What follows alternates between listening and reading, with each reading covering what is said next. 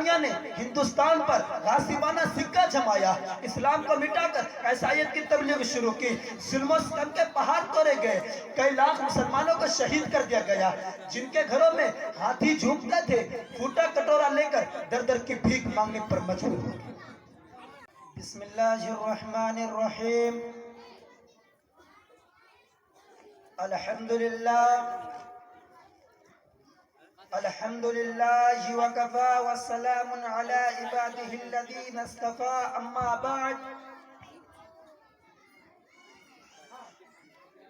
شافع کون و مکان کی راہ دکھلاتا رہا، گمراہان شرک کو توحید سکھلاتا رہا،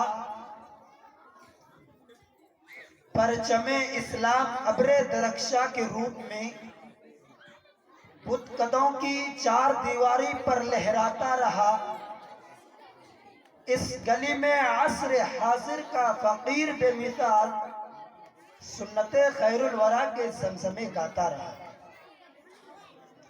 ملت اسلامیہ کے درخشندہ ستاروں، آج میں آپ کے سامنے اسلام کے ایک عظیم سپوت اور مسلمانوں کا ایک عظیم محسن کا ذکر خیر کرنا چاہتا ہوں، جس کے فیوج سے ایک عالم نے استفادہ کیا اور کر رہا ہے، جس کی بے باک زبان اور بے خوف قلم نے ہزاروں گمراہوں کو راہ ہدایت سے روشناس کرایا، جس کی بے مثال قیادت میں ملت اسلامیہ ہندیہ نے اپنے دین و ایمان کی حفاظت کے لیے تن من دھن کی بازی لگائی اور بے مثال قربانیاں پیش کیے۔ میری مراد حجت الاسلام حضرت مولانا محمد قاسم نانوتوی رحمت اللہ علیہ۔ ملت اسلامیہ کے دھڑکتے دلوں، یہ وہی مجاہد جلیل ہے کہ جنہوں نے باطل کو مٹانے اور اسلام کا پرچم لہرانے کے لیے تن من دھن کی بازی لگائی۔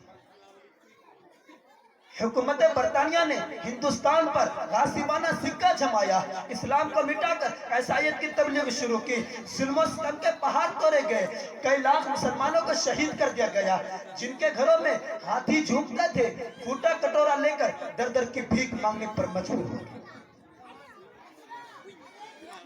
شاہی خاندان کی بیگمات پھٹی چادریں سروں پر ڈال کر کھانا پکانے کی نوکری کرنے لگے، وہ پردہ نشین عورتیں جن کے دیدار سے چاند سورج ترستے تھے در در کی بھیک مانگنے پر مجبور ہو گئے۔ ہر طرف تباہی و بربادی کا دور دورہ تھا، خون پانی کی طرف بہ رہا تھا، گلی کوچوں میں نعشے اس طرح پڑی تھے کہ درندے اور پرندے دین دہار نوچتے اور گھسوٹتے تھے۔ مسلمانوں کو خنزیروں کی کھانے میں بند کیا جاتا تھا تو ہندوؤں کے منہ میں گائے کا گوشت ٹھوسا جاتا تھا۔ الغرض پوری داستان خون سے لبریز ہے۔ بالآخر عیسائیت کے مٹانے کے لیے دہلی میں ایک میٹنگ بلائی جاتی ہے۔ بصارت و بصیرت کا پیکر مولانا قاسم نانوتوی رحمت اللہ علیہ دور اندیش مشورے دیتا ہے، جس کے نتیجے میں ہندوستان میں عیسائیت کے ٹکر کے لیے فضا قائم ہو جاتی ہے۔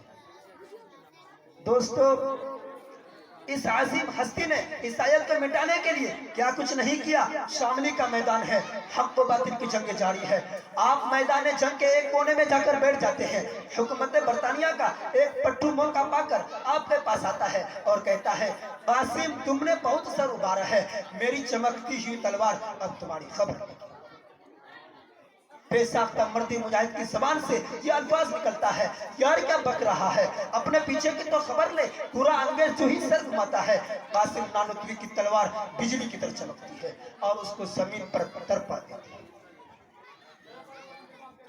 اسی جنگ میں موصوف کی گن پٹی پر گولی لگتی ہے، حالت دیگر وہ ہو جاتی ہے، کپڑے خون سے شرابور ہے، مگر عزم استقلال کا یہ پہاڑ اڑتا ہے اور دیکھتا ہے کہیں گولی کا نشان نظر نہیں آتا۔ حکومت برطانیہ نے ایک ناپاک سازش کی کہ ہندو قوم کو مسلمانوں کے مقابل کھڑا کیا۔ اس ملک ہندوستان میں مسلمانوں کو سیاسی اہمیت حاصل تھی، انگریز نے ہندو کو آگے بڑھایا، مسلمانوں کو گھٹایا۔ جب معاشی و سیاسی میدان میں ہندو قوم آگے بڑھی تو انہیں مذہب کی برتری اور بلندی سمجھائی اور ہندو مسلم کو آپس میں لایا۔ چنانچہ 1876 عیسوی میں شاہجہاں پور کے قریب چاندہ پور گاؤں میں میلہ خدا شناسی منعقد ہوتا ہے، عوام کا جمع غفیر جمع ہوتا ہے، پنڈت دیانند سرسوتی بھی حاضر ہوتا ہے۔ مناظر اسلام مولانا محمد قاسم نانوتوی رحمت اللہ علیہ کو حقانیت اسلام کا جتانے کا موقع ملتا ہے۔ عقل کا یہ پتلا اپنا موضوع سخن عیسائیت کو بناتا ہے اور میدان جیت جاتا ہے۔ 1877 عیسوی میں اسی جگہ دوبارہ میلہ خدا شناسی وجود میں آتا ہے، مگر فتح کا سیرا پھر بھی اسی بحر العلوم کے سر بنتا ہے۔ دوستو، پنڈت دیانند نے اپنا مسکن رورکی کو بناتے ہوئے اہل اسلام سے چھیڑ چھاڑ شروع کی، مختلف مقامات پر تقریروں کا سلسلہ شروع کیا، قرآن پاک اور ارکان اسلام پر طرح طرح کے حملے کیے۔ پنڈت کو مناظرے کی دعوت دی گئی، بہت کوششیں کی گئی کہ پنڈت جی علماء کے سامنے آ کر اپنا جوہر دکھلائے، مگر وہ تیار نہ ہو سکا، جس کا واحد سبب یہ تھا کہ پنڈت جی مولانا محمد قاسم نانوتوی رحمت اللہ علیہ کے شاہجہاں پور کے میلے میں ان دھواں دھار تقریروں کو بغوش خود سن چکے تھے، جنہوں نے عیسائیوں کا حواس باختہ کر دیا تھا۔ اس پر یہ خوف طاری تھا کہ اگر مناظرے کی نوبت آ گئی تو سارا راز فاش ہو جائے گا۔ بالآخر پنڈت مناظرے کے لیے تیار ہوتا ہے، شرط لگاتا ہے کہ مناظرہ مولوی قاسم سے ہوگا۔ وہ جانتا تھا کہ موصوف بیمار ہے، نہ وہ آئیں گے، نہ مناظرہ ہوگا، نہ ذلت کا سامنا ہوگا۔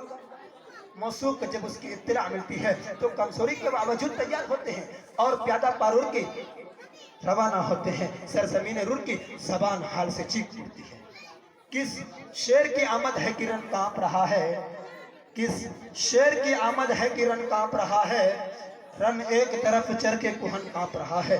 اسلامی فوج کا یہ سپاہی پنڈت کو مناظرے کا چیلنج کرتا ہے، لیکن وہ تیار نہیں ہوتا اور رورکی سے فرار ہو کر میرٹھ پناہ لیتا ہے۔ مختلف تدبیروں میں لوگوں کو بہکاتا ہے۔ مسلمانان میرٹھ کے اصرار پر مولانا قاسم نانوتوی رحمت اللہ علیہ وہاں پہنچتے ہیں۔ پنڈت جی کو فرشتے نظر آنے لگتے ہیں اور مناظرہ سے انکار کر دیتے ہیں، مگر علم و عمل کے پیکر مولانا محمد قاسم نانوتوی رحمت اللہ علیہ نے مختلف تقریروں میں اس کے تمام اعتراضات کے جوابات اور تفصیل سے بیان کر کے عوام کو ایمان کو بچایا اور غیروں کو حقانیت اسلام کا قائل ہونے پر مجبور کیا۔